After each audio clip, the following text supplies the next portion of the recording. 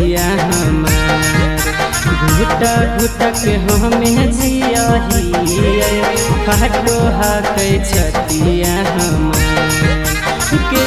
पर नजरिया लागी गेलै फोनवा नहीं आबो हइए को बार के पर नजरिया लागी गेलै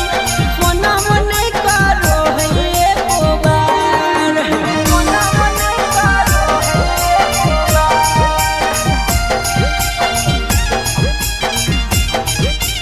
फोनवा नहीं करो हइए को बार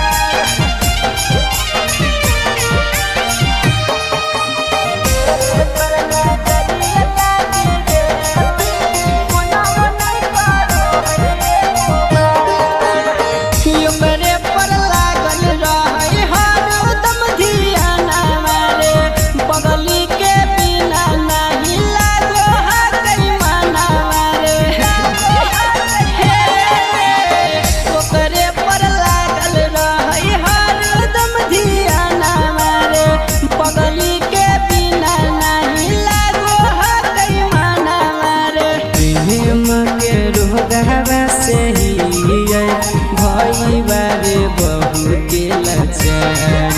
प्रेम के रोगवा से ही भई बारे बहु के लाचार के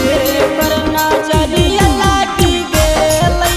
फोनवा नहीं आबो हइए को बार के पर नजरिया लागी गेलै फोनवा नहीं करो हइए को बार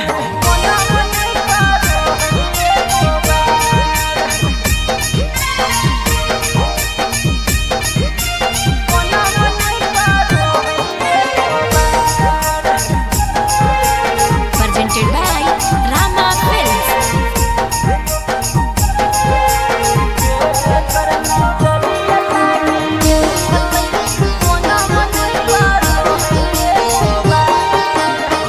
दिन राति करो ही हमें इंतजार रे बगली के फोना में नहीं आवे को बार रे दिन राति करो ही हमें इंतजार रे बगली के फोना में नहीं आवे को बार रे हसी यादव के जिंदगी होई गेलै भई बहरे लाचार सहजन सरगम के जिंदगी होई गेलै भई बहरे लाचार के